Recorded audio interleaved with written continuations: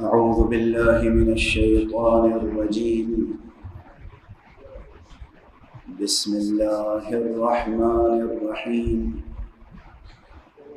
الحمد لله رب العالمين، والصلاة والسلام على أشرف الخلائق أجمعين، سيدنا وسيد الأولين والآخرين، حبيبنا وحبيب إله العالمين، إمام المرسلين وخاتم النبيين، أبي القاسم المصطفى محمد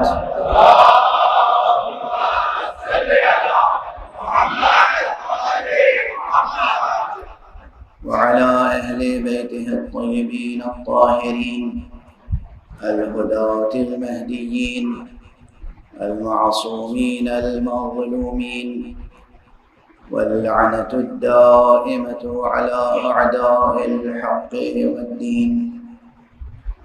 أما بعد، فقد قال الله تعالى عز اسمه في محكم كتابه ومتقن خطابه. بسم الله الرحمن الرحيم. الله نور السماوات والأرض، مثل نوره كمشكاة فيها مصباح، المصباح في زجاجة، الزجاجة كأنها كوكب دري يوقد من شجرة مباركة زيتونة لا شرقية ولا غربية، يكاد زيتها يضيء ولو لم تمسسه نار، نور على نور. صدق الله العلي العظيم.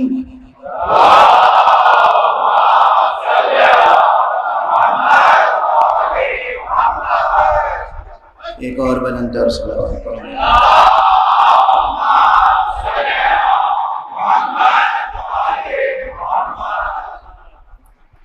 گزشتہ چند شبوں سے مسلسل تذکرہ نورانی حضرت سید الشہداء علیہ السلام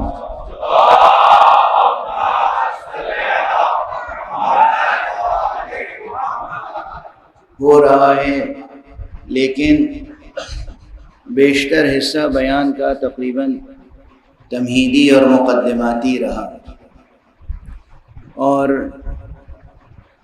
آپ حضرات کی بلند و بالا صلواتوں کے ساتھ میری کوشش یہ رہی کہ دل کی کلی کھلے، ذہن کی فضا روشن ہو،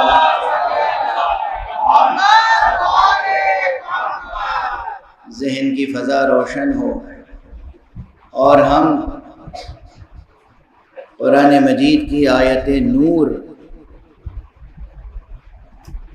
کے ترجمے اور اس کی ترجمانی اور اس کی تفسیر و تعویل تک پہنچنے کا سفر طے کرنے کے لائق بن جائے.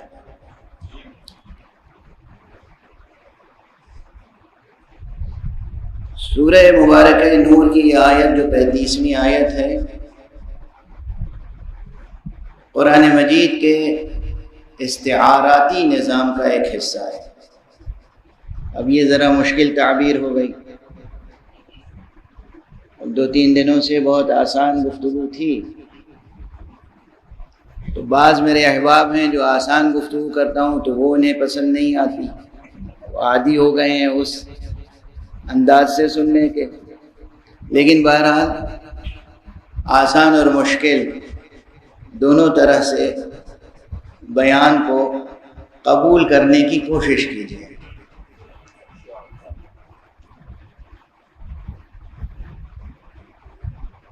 استعارہ کہتے ہیں میٹافر کو، اور تشبیہ کہتے ہیں سملی کو. جب آپ کسی چیز کو کسی دوسری چیز سے مشابہ قرار دیتے ہیں، جب آپ کسی اپنے محبوب کو، معشوق کو کہتے ہیں کہ تمہارا چہرہ تو چاند کی طرح ہے، تو یہ ہے تشبیہ. اس میں جس کو تشبیہ دے رہے ہیں اس کا بھی ذکر ہے، جس چیز سے تشبیہ دے رہے ہیں اس کا بھی ذکر ہے، تو معلوم ہے کہ کیا کہہ رہے ہیں، تشبیہ دے رہے ہیں۔ استعارہ اس سے ایک قدم آگے ہے۔ استعارے میں یہ ہے کہ جس چیز کو تشبیہ دے رہے ہیں اس کا ذکر ہی نہیں کرتے، جس چیز سے تشبیہ دے رہے ہیں بس اسی کا ذکر کرتے ہیں، یہ ہو جاتا ہے استعارہ۔ اب اس کی تشبیہ و استعارے کی اور بہت سی قسمیں ہیں، ظاہر ہے کہ وہ ادب کی کلاسوں میں یا وہ ادب کی کتابوں میں دیکھ لیجئے گا۔ قرآن مجید میں تشبیہیں بھی آئی ہیں اور قرآن مجید میں استعارے بھی آئے ہیں۔ کس کو مثال کے طور پر پیش کر رہے ہیں، کس شے سے مثال دے رہے ہیں؟ قرآن مجید میں مثلا سورہ مبارکہ ابراہیم کی ایک آیت ہے اور وہ یہ ہے کہ أَلَمْ تَرَ كَيْفَ ضَرَبَ اللَّهُ مَثَلًا كَلِمَةً طَيِّبَةً كَشَجَرَةٍ طَيِّبَةٍ، کیا تم نے غور نہیں کیا، کیا تم نے دیکھا نہیں کہ کیسے ہم نے کلمہ طیبہ کو شجرہ طیبہ سے مشابہ قرار دیا ہے، کس طرح ہم نے کلمہ طیبہ کی مثال دی ہے شجرہ طیبہ سے۔ أَلَمْ تَرَ كَيْفَ ضَرَبَ اللَّهُ مَثَلًا كَلِمَةً طَيِّبَةً كَشَجَرَةٍ طَيِّبَةٍ، کیا تم نے غور نہیں کیا کہ ہم نے کس طریقے سے کلمہ طیبہ کی مثال دی ہے شجرہ طیبہ سے؟ توجہ ہے، کلمہ طیبہ کی مثال دی ہے شجرہ طیبہ سے۔ ایک تو مثال دی اور پھر توجہ دلائی، غور کرو کہ ہم نے مثال دی ہے اور کیوں مثال دی ہے۔ اور سمجھ رہے ہیں، ایک ہے کلمہ طیبہ۔ اب یہاں ظاہر ہے مفسرین کے درمیان بہت اختلافات ہیں کہ کلمہ طیبہ سے مراد کیا ہے، لیکن اتنا ثابت ہے کہ کلمہ طیبہ سے یقیناً جتنی چیزیں بھی مراد ہوں مگر ایک چیز یقینی ہے اور وہ ہے کلمہ مبارکہ لا الہ الا اللہ۔ اس کلمہ طیبہ کی مثال کس سے دی؟ شجرہ طیبہ سے۔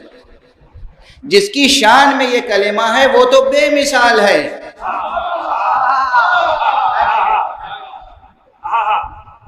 ذات گرامی حق سبحانہ و تعالی وہ ہے کہ لیس کمثلہ شیء،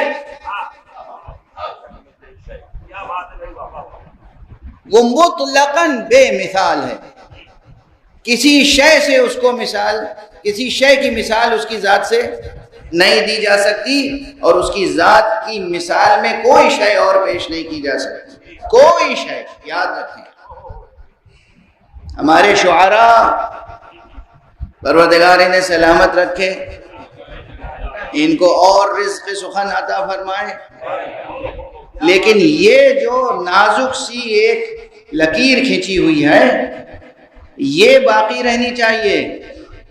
ذات حق وہ ہے، اللہ سبحانہ و تعالیٰ کی ذات گرامی وہ ہے جس کی مثال کسی شے سے نہیں دی جا سکتی، اور کسی شے کو اس کی ذات سے مثال نہیں دی جا سکتی۔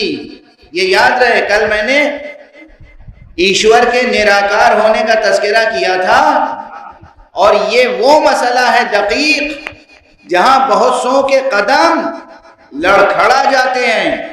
اسی لیے اردو کے ایک مفکر شاعر نے کہا، سب کو متنبہ کیا، خود ملت اسلامیہ کو۔ ہماری کتابوں میں، کتابیں سب لکھنے والے معصوم تھوڑی ہیں، صرف اس پوری کائنات میں اگر کوئی ایک کتاب ہے جو ہر خطا سے مبرہ ہے، ہر تحریف سے مبرہ ہے، جس میں کوئی تحریف نہیں ہوئی، وہ بس ایک کتاب ہے اور وہ ہے کتاب باری، قرآن مجید۔ قرآن مجید اللہ کی جانب سے نازل ہونے والی کتاب ہے اور اس میں کسی قسم کی کوئی تحریف اور تبدیلی اور نعوذ باللہ خطا کا تو تصور ہی نہیں کیا جا سکتا۔ اس کے علاوہ جتنی کتابیں ہیں وہ سب انسانوں نے تالیف کی ہیں یا تصنیف کی ہیں۔ اگر کسی کتاب کے بارے میں یہ یقین حاصل ہو جائے کہ یہ تحریر، یہ کتاب معصوم کی ہے، تو پھر اس کا بھی وہی درجہ ہوگا جو معصوم کا درجہ ہے، اس کا بھی وہی درجہ ہوگا جو معصوم کا درجہ ہے۔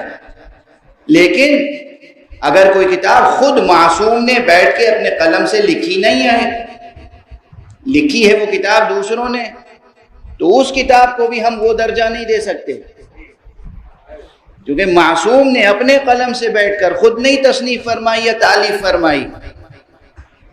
ایک آواز یہاں سے اٹھی تھی جب میں نے کہا کہ کائنات میں ایک ہی کتاب ہے، تو ایک آواز اٹھی اور اس آواز کو میں نے سن لیا ہے، تو ایک اشتباہ ہے وہ دور کر دوں۔ آپ حضرات ایک کتاب سے اور واقف ہیں جس کا نام ہے نہج البلاغہ۔ یہ غلط فہمی نہ ہو کہ یہ کتاب نہج البلاغہ سرکار ولایت حضرت امیر المومنین علی ابن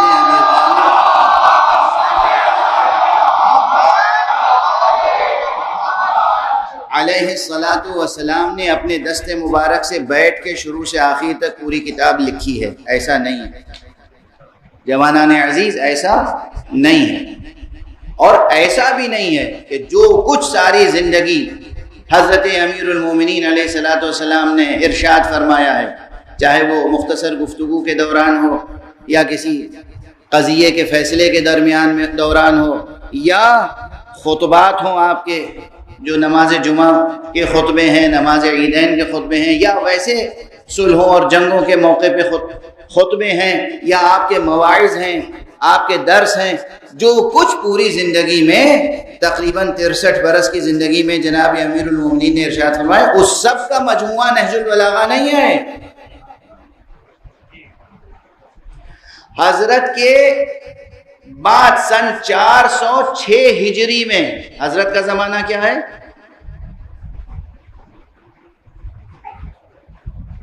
سن 40 ہجری میں جناب امیر المومنین علیہ الصلوۃ والسلام کی شہادت ہوئی۔ 40 ہجری 40 صرف 40۔ یہ کتاب کب کمپائل کی گئی؟ 406 یا اس کے آس پاس، کتنا زمانہ ہے درمیان میں؟ 400۔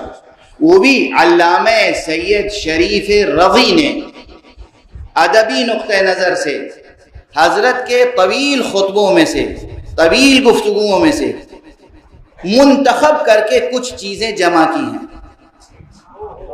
سمجھ رہے ہیں؟ میں مثال کے طور پر بلا تشبیہ، میں 1 گھنٹے تقریباً تقریر کرتا ہوں، اخبار میں رپورٹ جو آتی ہے اس میں میرے کئی جملے ہوتے ہیں؟ کتنے سینٹنسز ہوتے ہیں؟ وہ بھی ایز اٹ از نہیں ہوتے، یعنی میں تقریر کر رہا ہوں، مائک سے دور تک لوگ سماعت فرما رہے ہیں، یہ میڈیا کے ذریعے سے پہنچ رہا ہے، پھر بھی اخبار میں جو جملہ چھپے گا وہ جملہ میرے جملے سے مختلف ہوگا۔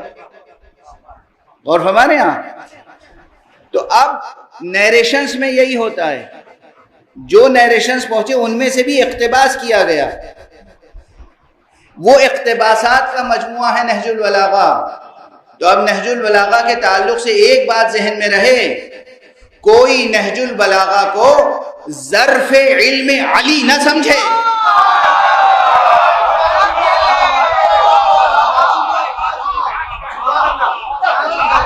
نہج البلاغہ کشکول رضی کا نام ہے، ظرف علم علی کا نام نہیں۔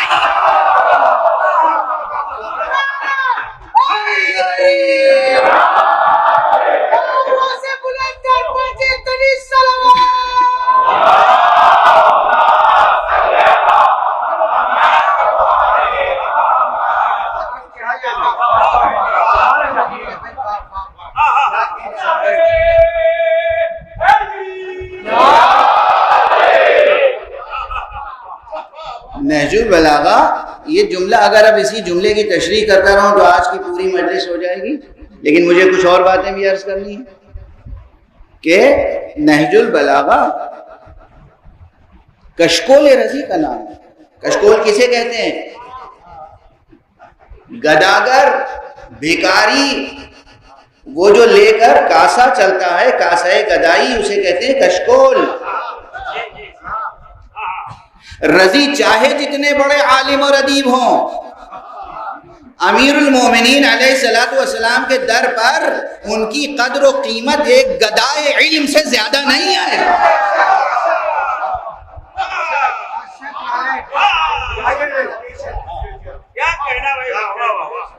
رضی ہوں، ان کے بڑے بھائی سید مرتضیٰ ہوں، یا کوئی بھی اپنے وقت کا بڑے سے بڑا عالم ہو، کوئی بھی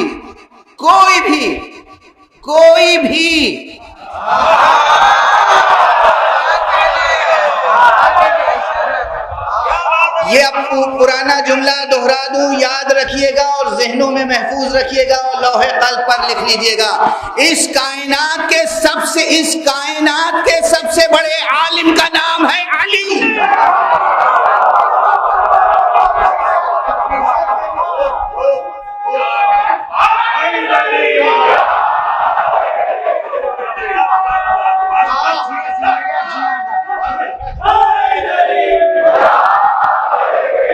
اور قبل اس کے سنبھل کے پورا کر لینے دیجیے جملہ، قبل اس کے کہ آپ غلو کا الزام لگائیں، ایک جملہ کہہ دوں، آپ کے تمام اعتراضات کا سد باب ہو جائے گا۔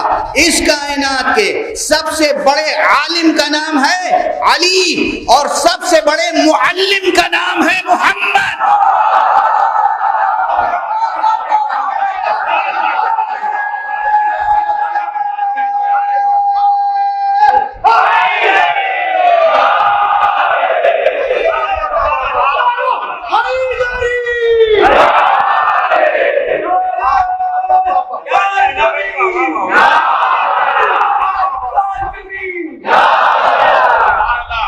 اور مصطفیٰ وہ ذات ہے، وہ معلم ہے، مصطفیٰ وہ معلم ہے جس کی آغوش میں تعلیم و تربیت پانے والے عالم کا نام ہے علی۔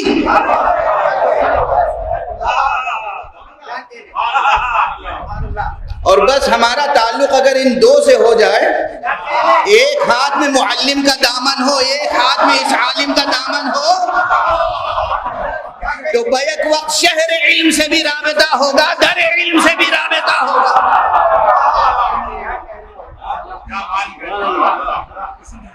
اور پھر ممکن ہے کہ جہل کی سیاہ آندھی قریب سے بھی گزر جائے۔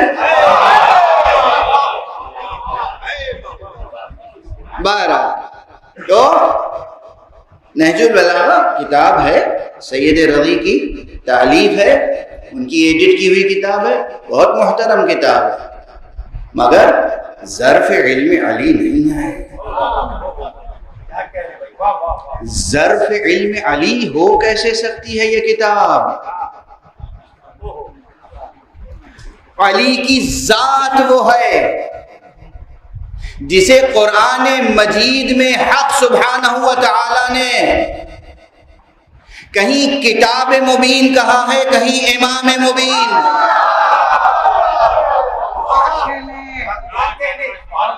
اور وہ بھی وہ امام مبین جس میں اللہ نے انسانوں کے تمام مخلوقات کے اعمال و آثار کا احصاء کیا ہے، جمع کیا ہے۔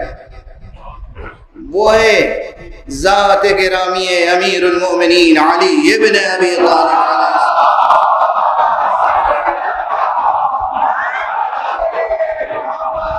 السلام۔ بہرحال بات سے بات نکلتی چلی آتی ہے، تو جو عرض کرنا ہوتا ہے وہ جملہ بھی ادھورا رہ جاتا ہے۔ میں عرض تو یہ کر رہا تھا کہ قرآن مجید میں تشبیہیں بھی ہیں اور استعارے بھی ہیں، سیملیز بھی ہیں، میٹافرس بھی ہیں۔ یہ جو ہے آیت نور، اس میں بیک وقت تشبیہ بھی ہے اور استعارہ بھی۔ ادب اور بلاغت کی کتابوں میں بحثیں آتی ہیں تشبیہ مرکب کی، یعنی تشبیہ در تشبیہ در تشبیہ در تشبیہ تہدار تشبیہ، اسے کہتے ہیں تشبیہ مرکب، اور اگر تشبیہ میں استعارہ بھی قائم ہو جائے یا استعارے پر تشبیہ کی تعمیر ہو. اور ہمارے یہاں کیا ہے آیت؟ اللہ نور السماوات والارض، اللہ ہے آسمانوں اور زمینوں کا نور. اور مثال اب دی گئی اللہ کے نور کی. کیا مثال دی گئی؟ مثل نورہ کمشکات. یہاں مثال میں جو چیز پیش کی گئی وہ ہے مشکات، لیکن مشکات حقیقی نہیں ہو سکتی. اس لیے معلوم ہوا کہ اس کی مثال جس چیز سے دی گئی وہ بجائے خود ہے استعارہ، اور پھر اس استعارے پر ایک اور تشبیہ مرکب کی تعمیر ہوئی. کس کے قلم میں طاقت ہے جو قرآن مجید کی اس تہدار تشبیہ اور استعارے پر مبنی آیت کا ترجمہ کر سکے اور اس کی تفسیر کر سکے؟ آسان ہے مرحلہ، ہاں کرتے ہیں لوگ ترجمہ، میں بھی عرض کروں گا، مگر پہلے مشکلات کو واضح کر دوں، پہلے مشکلات کو واضح کر دوں کہ کس چیز کا ترجمہ کرنے جا رہے ہیں، اور ترجمہ کرنے کا مقصد کیا ہوتا ہے. میں تقریر کر رہا ہوں، اگر کسی اور زبان میں کوئی اس تقریر کا ترجمہ کرے تو مقصد کیا ہوگا؟ مقصد یہ ہوگا کہ جو میں میسج دے رہا ہوں وہ میسج منتقل ہو جائے. یہی تو ہوگا، جو پیغام ہے وہ منتقل ہو جائے. تو ترجمہ اور ترجمانی اور تفسیر، ان سب کا ہدف اور مقصد ایک ہے کہ اس آیت مبارکہ میں جو پیغام اللہ سبحانہ و تعالیٰ نے انسان کی نگاہ کو جس طرف موڑا ہے، نظر ادھر ہی مڑے، کہیں اور نہ جائے. واضح ہے؟ جب کہا اللہ نور السماوات والارض، اللہ ہے آسمانوں اور زمینوں کا نور، تو فوراً توجہ سب کی گئی کس کی طرف؟ اللہ کی طرف. لیکن وہ ذات ایسی ہے جو نہ کسی کے دامن نگاہ میں سمٹ سکتی ہے، نہ دامن ذہن میں سمٹ سکتی ہے، نہ دامن خیال میں سمٹ سکتی ہے. ممکن نہیں ہے کہ اس کی ذات کا کوئی بھی تصور کسی ذہن میں آ جائے. جو چیز ذہن میں آ جائے گی وہ خدا نہیں رہ سکتی. اس لیے خدا کی طرف جتنی نگاہیں اٹھیں فوراً کا مثل نورہ کمشکات، اس کے نور کی مثال مشکات جیسی ہے. توجہ موڑی، توجہ موڑی تو جس طاق کی طرف، جس در کی طرف، جس دیوار کی طرف، جس بیت کی طرف نظر موڑی ہے وہیں جائے، کسی اور بیت کی طرف نہ جائے.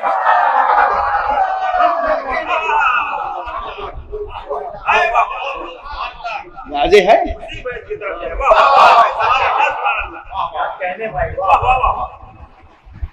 ترجمے اور ترجمانی اور تفسیر کا مقصد سمجھ رہے ہیں آپ؟ ورنہ معلوم ہے کہ ڈکشنری کھول کے بیٹھ گئے اور ڈکشنری میں ڈھونڈ رہے ہیں معنی. اب اتنی بار یہ جملہ کہہ چکا ہوں کہ دہراتے ہوئے مجھے شرم آتی ہے، مگر یہ بچوں کو یاد دلانے کے لیے کہہ لینے دیجیے. ڈکشنری میں کبھی میننگ نہیں ملتی. ڈکشنری میں کیا ملتا ہے؟ لفظ کے بدلے لفظ، میننگ نہیں ملتی. میں مثال دوں آج ایک نئی، روح، رے واو ہے روح. روح کے معنی ڈکشنری میں تلاش کرو گے مل جائیں گے. ڈکشنری میں روح ہے؟ روح تو آپ کے اندر ہے، روح تو آپ کے اندر ہے موجود. ڈکشنری میں روح نہیں ہے. ڈکشنری میں اس روح ورڈ کے بدلے کوئی اور ورڈ مل جائے گا. اسپرٹ، سول، نفس، وہ جوہر مجرد جو انسان کو ودیعت الہی ہوتا ہے، امر ربی، ہزار تشریحیں مل جائیں گی مگر روح نہیں ملے گی. واضح ہے نا؟ اب بہرحال کوئی صاحب ڈکشنری لے کے بیٹھ جائیں اور اس میں تلاش کریں اللہ نور السماوات والارض مثل نورہ کمشکات. اب سب سے مشکل لفظ مثلا مشکات آیا تو ڈھونڈیں گے مشکات کے کیا معنی ہیں. مشکات کے معنی ہے طاق. دیواروں میں طاقچہ بنتا تھا نا، وہ بھی وہ طاق ایک ہوتا ہے، اب کیا کہیں، اپنی اردو زبان ہے، جھروکا، روشن دان، یعنی ادھر سے ادھر دیکھ سکتے ہیں، ادھر سے روشنی ادھر آ سکتی ہے، ہوا ادھر آ سکتی ہے، بیچ میں دیوار نہیں ہے۔ ایک یہ کہ نہیں، دیوار ہے اور دیوار میں بند طاق ہے جس پر چراغ رکھا جا سکتا ہو، اس کو کہتے ہیں مشکات۔ اور ایسا طاقچہ، ایسا طاق کہ جس میں ایک چراغ رکھا ہوا ہے، اور اس چراغ کیسا ہے کہ اس پر ایک فانوس ہے اور وہ فانوس چمک رہا ہے اس طرح جیسے موتیوں سے بنا ہوا ہو، اور وہ بھی اس طرح چمک رہا ہے کہ جیسے کوئی روشن ستارہ چمک رہا ہو۔ اب دیکھیے آپ، ایک تہ در تہ کتنی تشبیہیں ہیں، لیکن سب سے بڑا مسئلہ ہے کہ وہ طاق کون سا ہے جس پر وہ چراغ رکھا ہے جو اللہ کے نور کی مثال بن سکتا ہے۔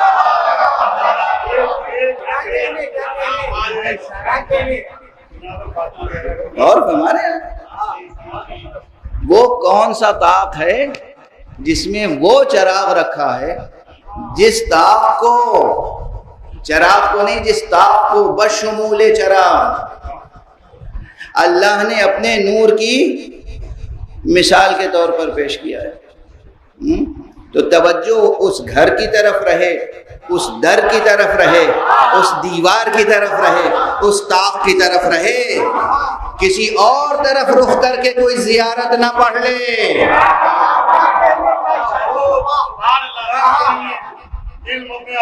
اور ہمارے یہاں توجہ برقرار رکھیے، بس اگر اسی انداز سے میں صرف ترجمے کی مشکلیں اور ترجمہ مرحلہ و مرحلہ کرتا رہا تو وقت گزر جائے گا۔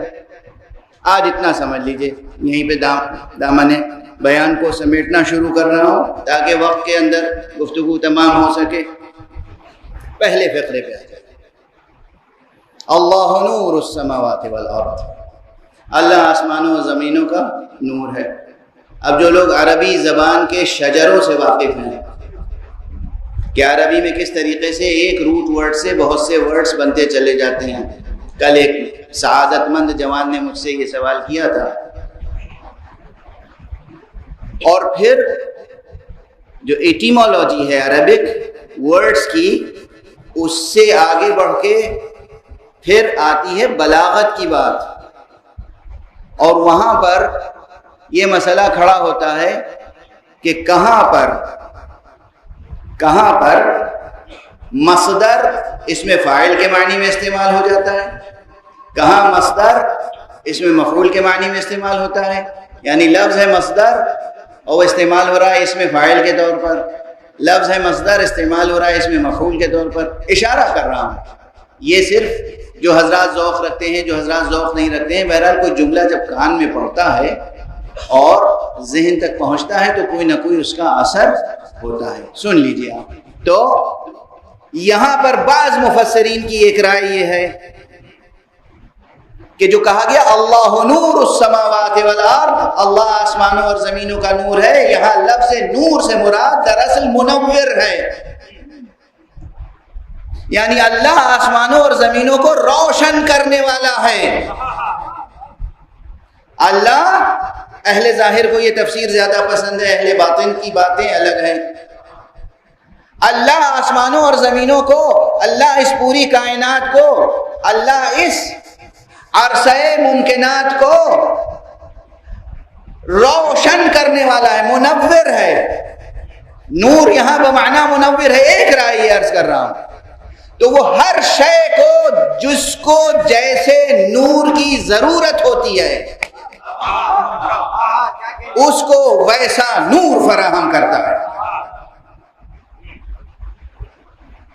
دن کو روشن کرنے کے لیے سورج کا چراغ جلا دیتا ہے، رات کو روشن کرنے کے لیے چاند کو روشن کر دیتا ہے، مادی دنیا کو روشن کرنے کے لیے مادی نور خلق کرتا ہے، لیکن روحوں کو روشن کرنے کے لیے وہ مجرد نور خلق کرتا ہے۔ اس مجرد نور میں کسی کا نام مصطفیٰ ہے، کسی کا نام مرتضیٰ ہے، کسی کا نام حسین سید الشہداء۔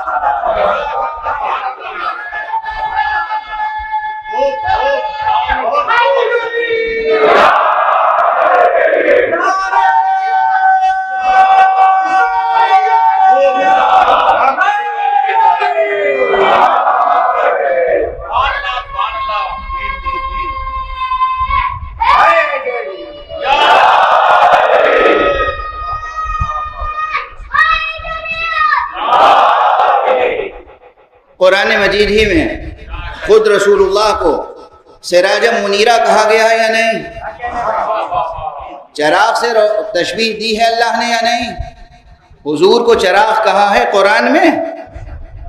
اچھا، اگر رسول کو قرآن مجید نے چراغ بھی کہا ہے، رسول اللہ صلی اللہ علیہ وسلم کو قرآن مجید نے نور بھی کہا ہے، تو نور کا اطلاق خود اللہ فرما رہا ہے۔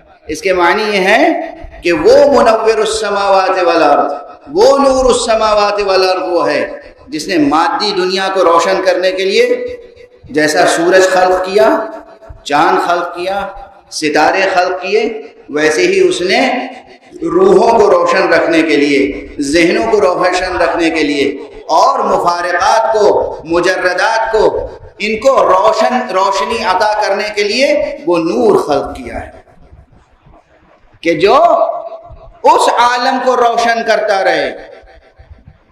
اور اگر پیغمبر اکرم کے لیے بہت سے مطالب ہیں ذہن میں جو عرض کرنا چاہتا ہوں، مگر دامن وقت میں گنجائش نہیں ہے، یہ چند دن گزر جائیں گے تیزی سے، بحث اپنی جگہ ٹھہری رہے گی، مکمل نہیں ہو پائے گی، پہلے عرض کر۔ اس لیے آپ کی ذہانتوں پہ بھروسہ کر کے، بہت سی بحثیں حذف کر کے، اور نتیجے عرض کر دیتا ہوں۔ پیغمبر کو اللہ نے قرآن مجید میں نور کہا، پیغمبر کو اللہ نے قرآن مجید میں چراغ کہا، اور پیغمبر نے حسین کے لیے ایک کلمہ استعمال کیا، حسین منی وانا من حسین۔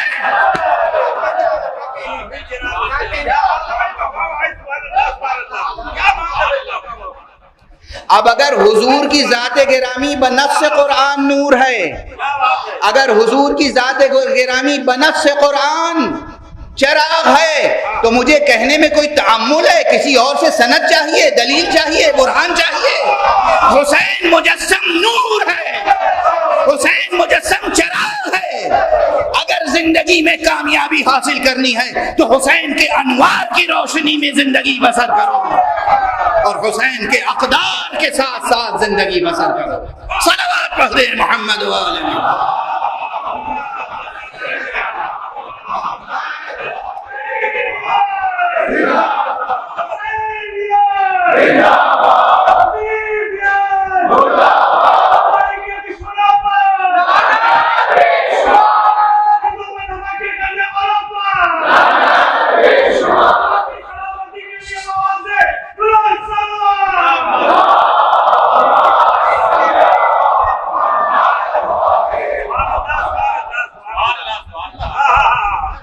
اور ہمارے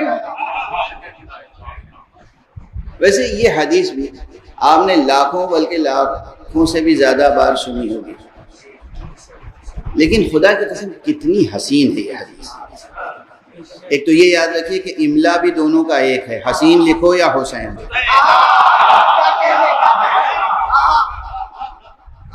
اے سین یہ نون، حسین لکھو یا حسین۔ اب یہ تمہارے ذوق پر ہے اور فراست پر ہے کہ کہاں یہ لکھا ہوا لفظ حسین پڑھو، کہاں حسین۔ لیکن یہ حدیث جو ہے حضرت، کتنی تمام پورے لاکھوں حدیثوں کے ذخیرے میں ایسی چمکتی ہوئی حدیث ہے کہ لفظ حسین سے شروع ہوتی ہے، لفظ حسین پہ ختم۔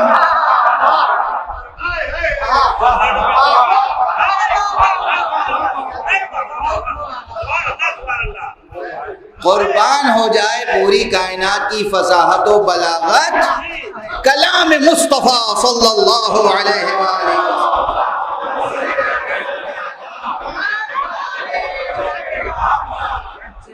کتنی حدیث، کیسی نورانی، کیسی روشن، کیسی حسین حدیث مبارک ہے۔ حسین منی وانا من حسین، حسین سے کلام شروع ہو رہا ہے، حسین پہ ختم ہو رہا ہے۔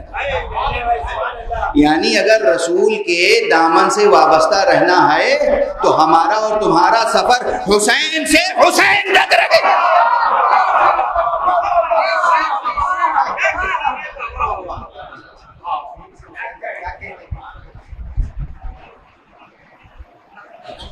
آپ کی ذہانتوں پہ رشک آتا ہے، دل سے دعائیں نکلتی ہیں، اور ان لوگوں کی ذہنیتوں پہ افسوس ہوتا ہے جو یہ باتیں سمجھ نہیں پاتے۔ ایک صلوات پڑھ دیجیے محمد وآلہ۔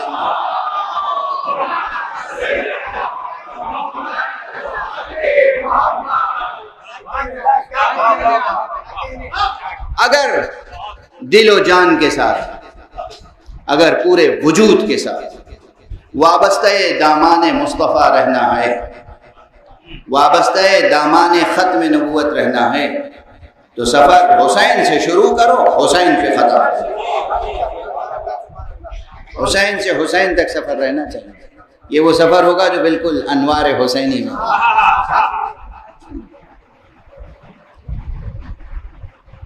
معلوم ہے، تاریخ میں مشہور ہے تاریخ ولادت سرکار سید الشہداء 3 شعبان 4 ہجری، اس پر تقریباً اجماع ہے یا شہرت ہے۔ اب یہ نہیں کہہ کے آپ کے ذہن کو مقدر کرنا چاہوں گا، لیکن پھر بھی کہہ رہا ہوں تاکہ جن میں تحقیق کا ذوق ہے وہ اپنے ذوق کو بھی آسودہ کریں۔ تاریخ میں، یہ انسانوں کی لکھی ہوئی تاریخ میں، درباریوں کی لکھی ہوئی تاریخ میں، بازاریوں کی لکھی ہوئی تاریخ میں،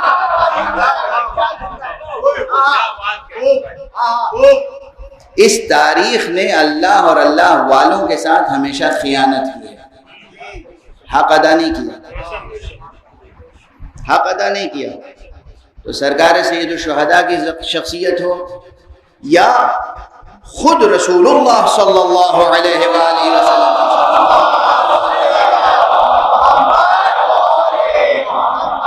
یہ جو عام تاریخیں ہیں ان میں جو کچھ لکھا ہوا ہے وہ صحیح نہیں ہے۔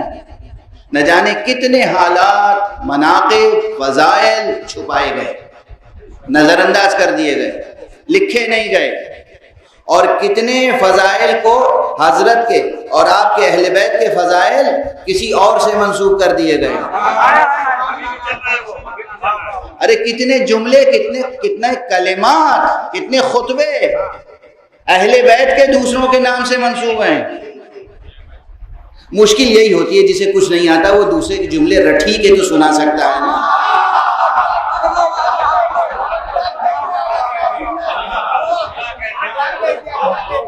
آپ خود نہیں تقریر کر سکتے تو کیا کریں گے پھر؟ اور تقریر کرنے کا شوق بھی ہو تو اور زیادہ مجبوری ہو جائے گی۔ تاریخ میں یہ ہوتا آیا، کتنا کلام مولا امیر المومنین علی ابن ابی طالب علیہ الصلوۃ والسلام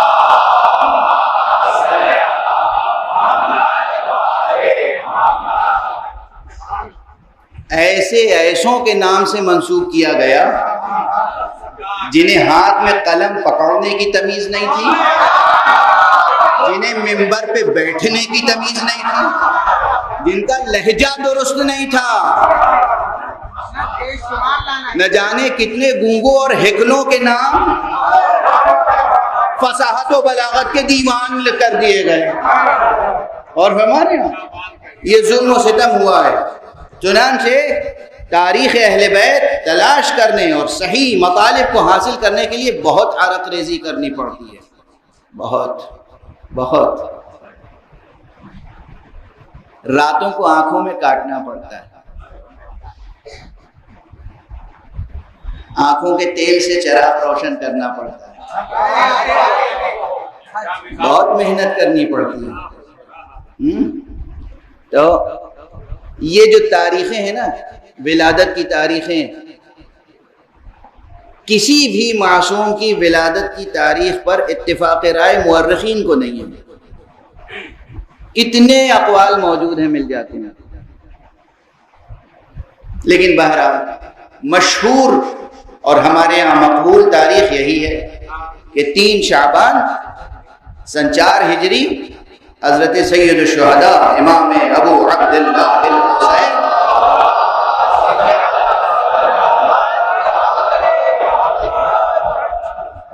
علیہ السلام کی ولادت باسعادت ہوئی، یعنی خانہ نور میں ایک نئے آفتاب کا اضافہ ہوا اور شجرہ نور تناور ہوا، اور پیدا ہوتے ہی وہ کرامتیں سامنے آئیں۔ وہ منقبتیں سامنے آئیں، وہ فضیلتیں سامنے آئیں جس نے یہ بتا دیا کہ یہ پیدا ہونے والا وہ ہے جو دنیا میں اس زمین پر رہنے والوں کے لیے بھی شفاعت کا سبب بنے گا اور عالم ملکوت میں رہنے والوں کے لیے بھی شفاعت کا سبب بنے گا۔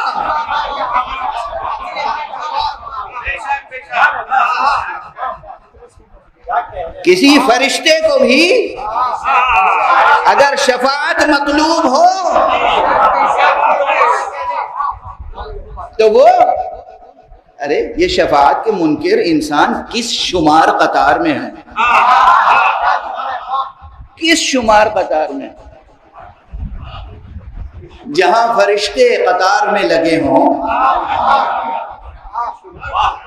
کہ حسین ایک چشم کرم فرما دیں۔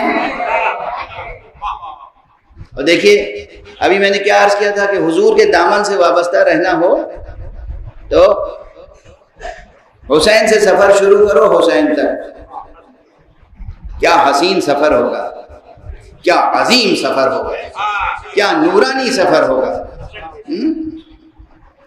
آیا فرشتہ کس کے پاس؟ حضور کے پاس۔ حضور نے بھیجا کس کے پاس؟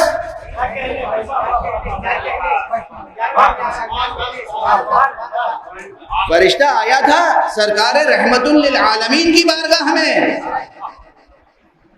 اچھا اگر دقت نظر سے آپ حدیثوں کو پڑھیں، صحیح السند حدیثیں، وہ حدیثیں جو ثقات نے نقل کی ہیں، وہ حدیثیں جو معتبر روایتوں سے ہیں، جو حسان ہیں، حسن ہیں ان کی روایتیں اور اسناد، ان روایتوں میں ایک ذخیرہ ہے بہت بڑا جس میں اس طرح کی مثالیں موجود ہیں۔ کوئی پوچھنے آیا کوئی سوال، حضور تشریف فرمائیں، امیر المومنین تشریف فرمائیں، حضرت حسن تشریف فرمائیں، حضرت امام حسین تشریف فرمائیں، وہ آیا اور حضور کے پاس سوال کرنے اور حضرت نے اپنے نواسوں میں سے کسی کی طرف اشارہ کر دیا کہ ان سے پوچھ لو۔ اب وہ حیرت سے دیکھ رہا ہے، اس کی آنکھیں واقعی حیران ہو رہی ہیں، بچے کو دیکھ رہا ہے، اس کی حیرت دیکھ کے کبھی اس شہزادے نے کبھی اس شہزادے نے خود ہی کہا حیرت کس بات کی ہے، تم سوال کرو یا میں یہ بھی بتاؤں کہ سوال کیا ہے تمہیں۔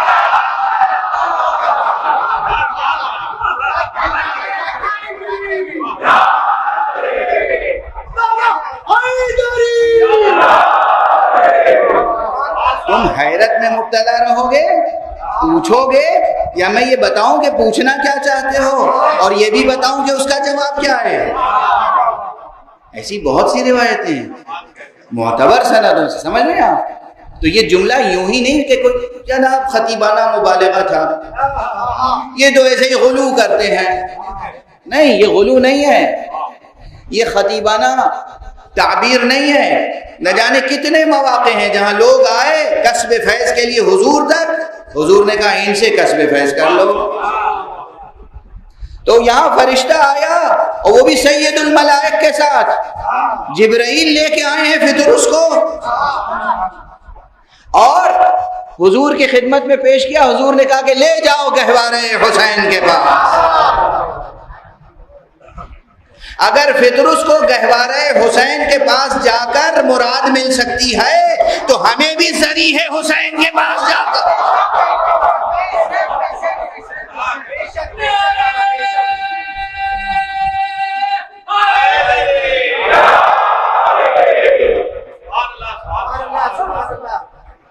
یہ بدعتیں نہیں ہیں، یہ شرک نہیں ہے، یہ تو وہ راستہ ہے جو رسول دکھا کے گئے ہیں۔ اب جو لوگ رسول کی بات نہ ماننے کے شروع سے عادی ہوں انہیں آج ہم کیسے سمجھا سکتے ہیں؟ صلوات پڑھ دیں محمد و آل محمد۔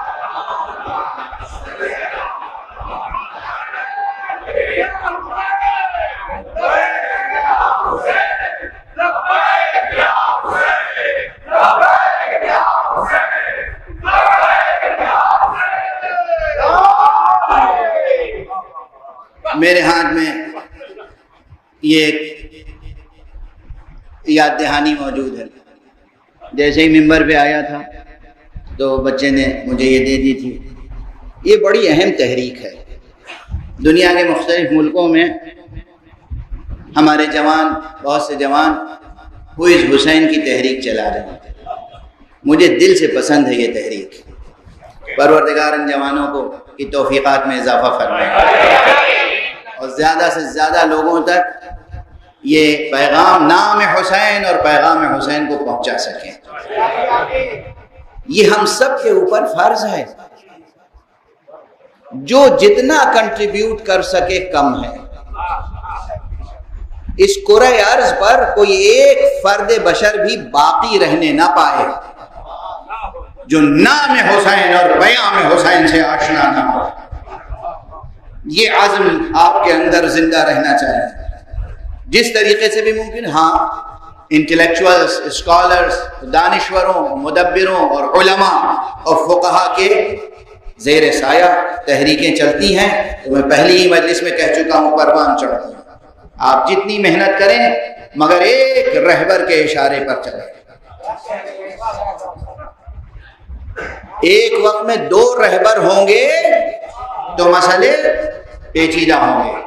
رہبر کے انتخاب میں خطا نہ ہو اور محنت کریں اور جس طرح ممکن ہو سرکار سید الشہداء کی خدمت کریں. خلوص کے ساتھ، اخلاص کے ساتھ، بے لوث خدمت، بے غرض خدمت، بے ریا خدمت، دکھاوے کا شائبہ نہ ہو، کوئی اور غرض بھی نہ ہو، کوئی غرض نہیں. حسین علیہ السلام کے در پر جو بے غرض جائے اس کی کوئی غرض ایسی نہیں ہوتی جو پوری نہ ہو.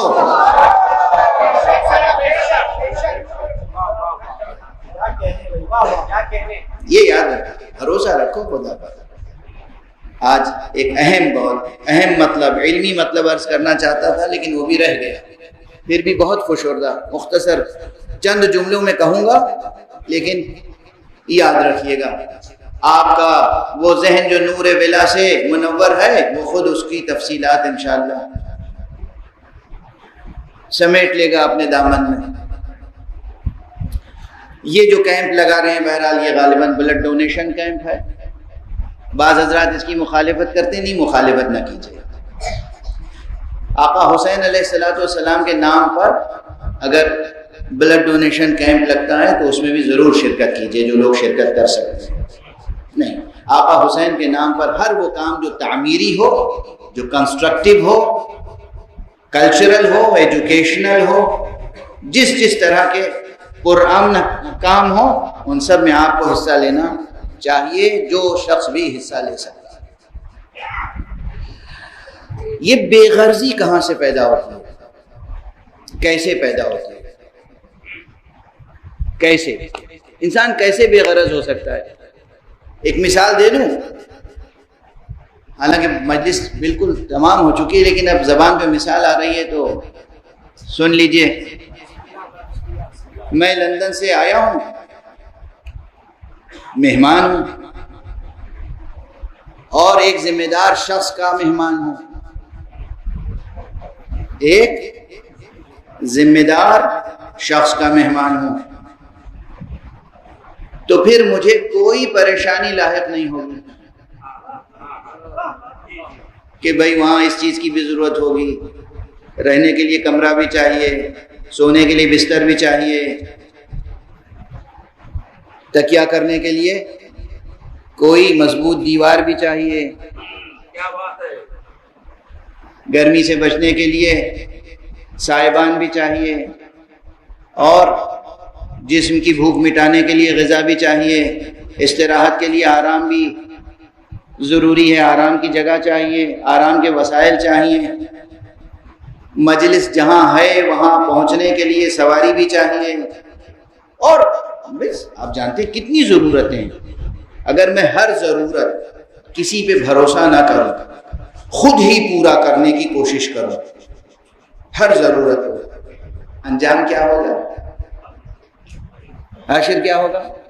ایک پریشان نظری، پریشان خاطری، دل پریشان، ذہن پریشان، وجود پراکندہ ہو کے رہ جائے گا۔ اگر بھروسہ کیا لیکن صحیح شخص پہ نہیں کیا،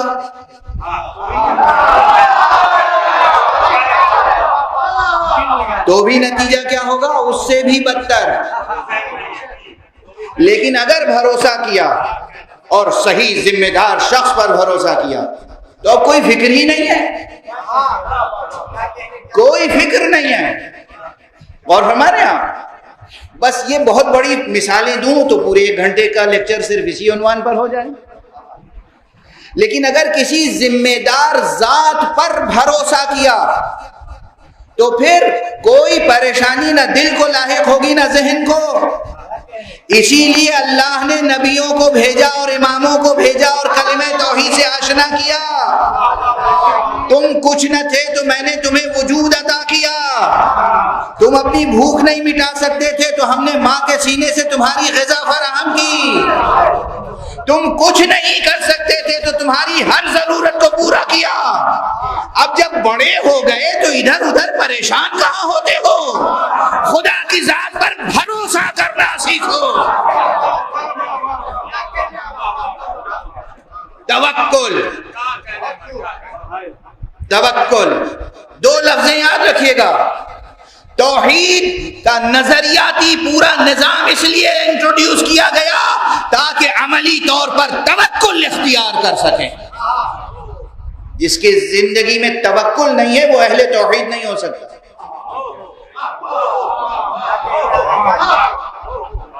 جس کی زندگی میں توکل نہیں ہے وہ اہل توحید کہلانے کا سزاوار نہیں ہے، اہل توحید کہلانے کا حقدار نہیں ہے۔ وہی ہوگا اہل توحید جو عملی طور پر توکل رکھتا ہو، یعنی بھروسہ حق سبحانہ و تعالی، بس اللہ پر بھروسہ۔ جو اللہ پر بھروسہ رکھتا ہو، توکل رکھتا ہو، اسی کی یہ شان ہوتی ہے کہ دنیا و ما فیہا سے بے نیاز ہوتا ہے۔ اور پھر کوئی بھی مقابلے پر آئے اگر اس سے بیعت طلب کرتا ہے تو ایک ہی جملہ کہتا ہے، ان مثلی لا یبایع مثلہ، مجھ جیسا اس جیسے کی بیعت نہیں کر سکتا۔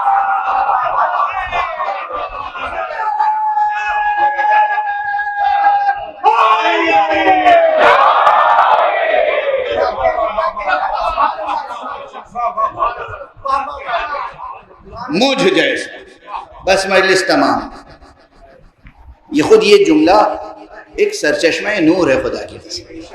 آقا حسین علیہ السلام کا یہ جملہ ایک سرچشمہ نور ہے۔ مجھ جیسا، مجھ جیسا، میں نہیں، آئی می کا کلچر نہیں ہے۔ نعوذ باللہ، سرکار سید الشہداء کو کوئی خسیس، کوئی رقیق، کوئی شقی، کوئی لعین انانیت یا تکبر یا اس طرح کے الزامات لگانے اور اتہامات لگانے کی کوشش نہ کرے۔ اس لیے کہتے ہیں کہنے والے، اس لیے یہ سخت جملے آ جاتے ہیں میری زبان پر۔ بعض حضرات نے کہا آپ دن بدن تلخ ہوتے جا رہے ہیں۔ میں نے کہا بالکل صحیح ہے، اور مجھے اپنی تلخی پہ کوئی شرمندگی بھی نہیں ہے۔ 1400 برس گزر گئے، 1500 برس گزر گئے، اب بھی اگر محمد اور آل محمد سمجھ میں نہیں آئے تو کب تک ہم مسکرا کے آپ کو برداشت کریں گے؟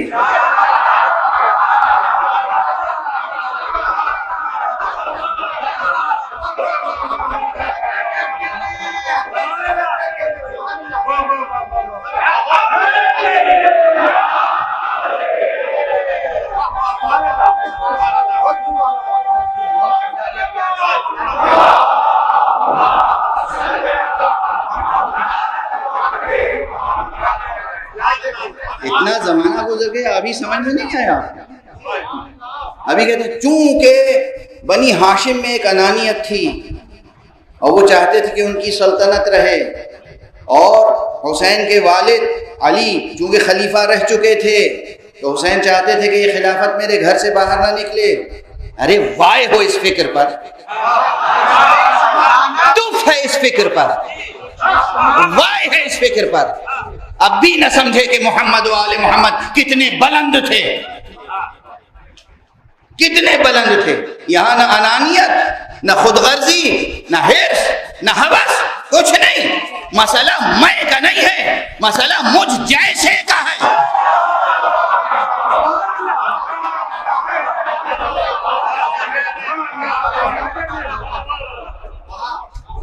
مجھ جیسا سمجھنا ہو، یہ مجھ جیسا کیا مطلب؟ مجھ جیسا کیا مطلب؟ پھر پلٹ کے جاؤ، حسین منی وانا من حسین۔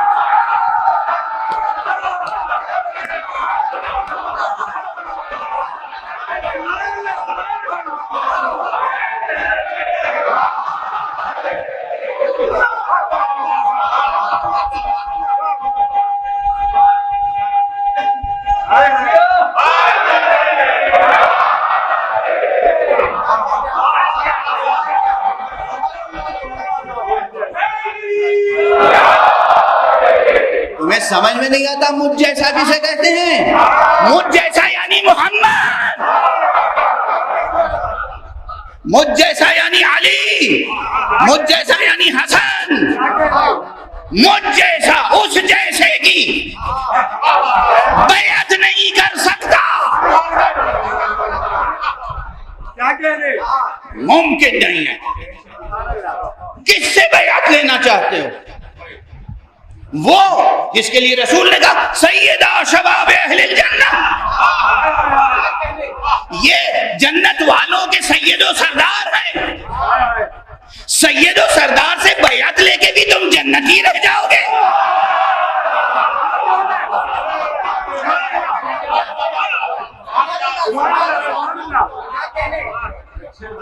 اگر نبوت پر یقین ہے، اگر نبی کے کلام پر یقین ہے، تو سعادت مندی سے ہر امتی کو سر جھکا کے کہنا چاہیے حسین ہاتھ بڑھائیں، ہماری بیعت قبول کریں۔ کیوں؟ ہم کیوں حسین کہیں گے؟ ہم کیوں تمہاری بیعت قبول کریں؟ آپ سید و سردار جنت ہیں، رسول نے پہچنوایا ہے، اور ہم چاہتے ہیں کہ ہم بھی جنتی ہو جائیں۔ حسین سے خدا کی قسم وہی حسین سے بیعت طلب کر سکتا ہے جس کا نہ نبوت پہ یقین ہو، نہ آخرت پر، جنت پہ یقین ہی نہ ہو، جنت پر یقین ہی نہ ہو، آخرت پر یقین ہی نہ ہو، نبوت پر یقین ہی نہ ہو، وہی حسین سے بیعت طلب کر سکتا ہے، اور کوئی طلب نہیں کر سکتا، نہ حسین سے، نہ حسین جیسے سے۔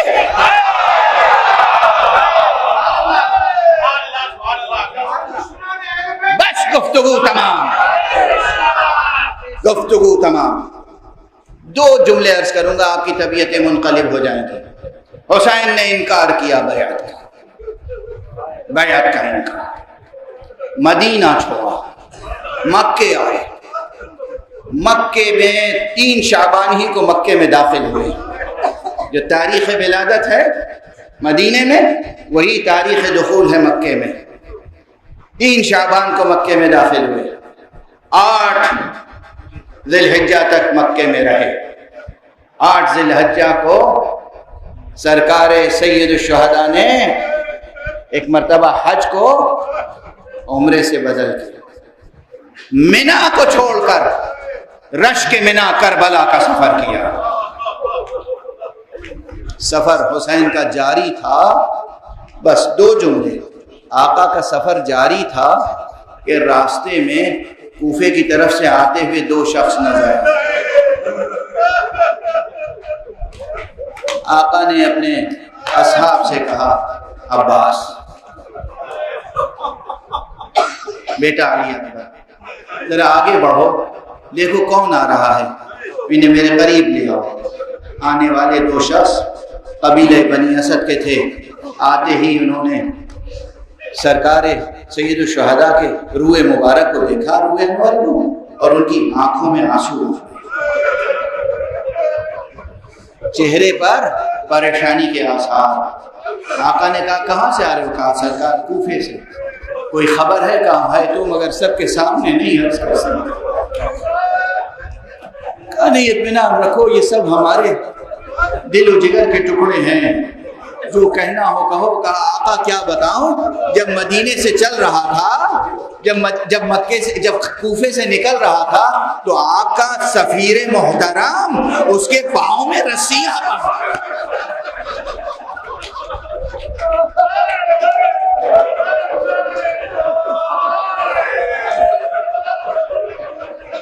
کوفے کی گلیوں میں بے ادبی کی جا رہی تھی۔ آقا حسین مسلم ابن عقیل اور ان کو اپنے گھر مہمان رکھنے والے ہانی ابن عروہ دونوں کو قتل کر دیا گیا۔ اجرکم علی اللہ۔ آوازیں بلند ہیں، مجلس کا وقت تمام ہو چکا ہے، بس ایک جملہ عرض کروں گا۔ اقدار حسین، اقدار حسین، ویلیوز، مورل ویلیوز۔ بات پریشانی کی تھی، سنو کیسی پریشانی ہو۔ پریشانی سب سے پہلے کس کا خیال آیا حسین کو؟ سنا، اور اس کے بعد فوراً خیمے میں گئے مسلم کی یتیم بچیوں کو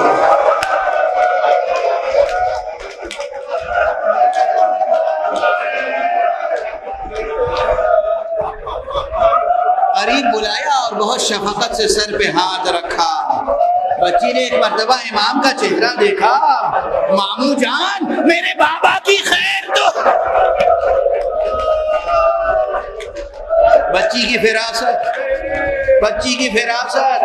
سرکار سید الشہداء نے بچی کو تسلی دی، سینے سے لگا لیا۔ سگی بھانجیاں ہیں، سگی بھانجیاں ہیں۔ جناب مسلم نے عقیل کی زوجہ مبارکہ امیر المومنین کی بیٹی ہیں، جن کا نام بھی رقیہ تھا۔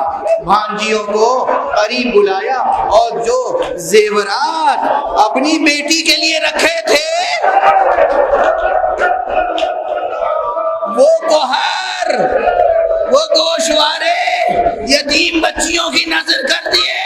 ہائے حسین بتا رہے ہیں کوئی شہید ہو جائے تو اس کے بچوں سے کیسا سلوک کیا جاتا ہے، مگر اللہ اکبر کربلا، ادھر حسین شہید ہوئے، ادھر یتیمان حسین کے رخساروں پر تماچے لگائے، کانوں سے گوہر لوٹے گئے، خیموں میں آگ لگائی گئی، زمین سے تا آسمان ملائکہ کی فریادیں بلند تھی، واہ حسینہ واہ علیہ، انا للہ و انا الیہ راجعون، رضا بقضائہ و تسلیما لامرہ۔ پروردگار علوم قرآن اور معارف اہل بیت سے آشنا فرما۔ پروردگار معبود پالنے والے ملت اسلامیہ کو تہذیب محمد و آل محمد کے سانچے میں ڈھال دے۔ پروردگار ہمارے جوانوں کے جوش اور جذبے میں اور ثبات و استقلال و برکت عطا فرما۔